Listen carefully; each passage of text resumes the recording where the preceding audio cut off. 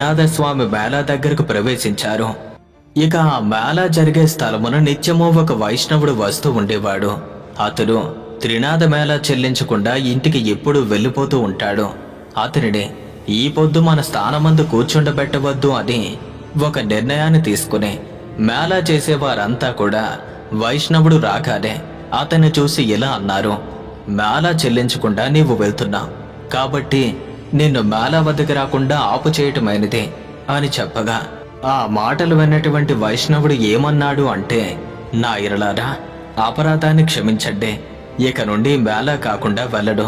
నికరంగానే చెప్తున్నాను, నా గురువు ఇక్కడికి వచ్చినా సరే విడిచి వెళ్ళడు. ఇక అప్పుడే దైవయోగం వల్ల ఎలా జరిగిందే, ఆ క్షణమే తన గురువు వచ్చి వైష్ణవుడి యొక్క ఇంటిలోకి వెళ్ళాడు. నా శిష్యుడు ఎక్కడా అని అడగ్గా అతని తల్లి వైష్ణవుడి గురించి చెప్పిందే.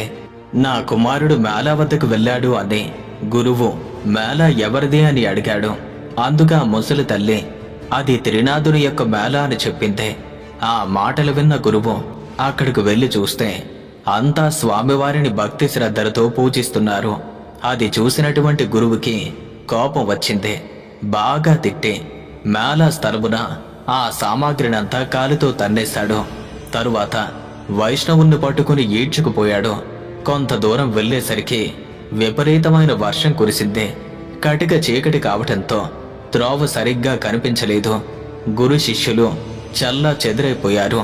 అతి కష్టం మీద గురువుగారి ఇంటికి చేరుకున్నారు. గురువు ఇంటిలోకి వెళ్లి చూస్తే అతని తల్లి గడప వద్ద కూర్చుని ఏడుస్తూ ఉంది.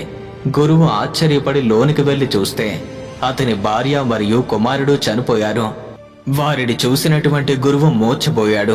శిష్యుడు వెంటనే అతన్ని పట్టుకుని లేపి కూర్చోబెట్టి ముఖంపై నీళ్లు చల్లి, అయ్యా, తమరు త్రినాథ స్వామి వారికి అపరాధులు, త్రినాథ మేళాను పాడు చేశారు.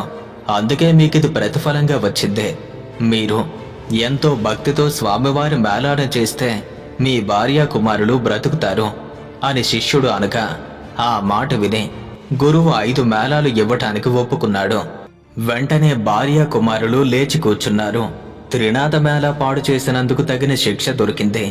నేను మూర్ఖుణ్ణి, అపరాధుణ్ణి, ప్రభువుల యొక్క మహిమ తెలుసుకోలేకపోయాను అని అందరినీ క్షమాపణ వేడి మేళాకు కావలసిన పదార్థాలు యావత్తూ తెప్పించి అందరితో కలిసి మేళా సమర్పించాడు. నూనె కాండము చెల్లినది. ప్రభువుల వారి పూజ కావచ్చింది.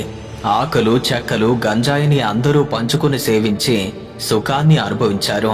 ఈ చరిత్రను ఎవరు వింటారో వారికి కుష్టు వ్యాధి, గుడ్డితనం కూడా పోయి తరిస్తారు. పుత్రులు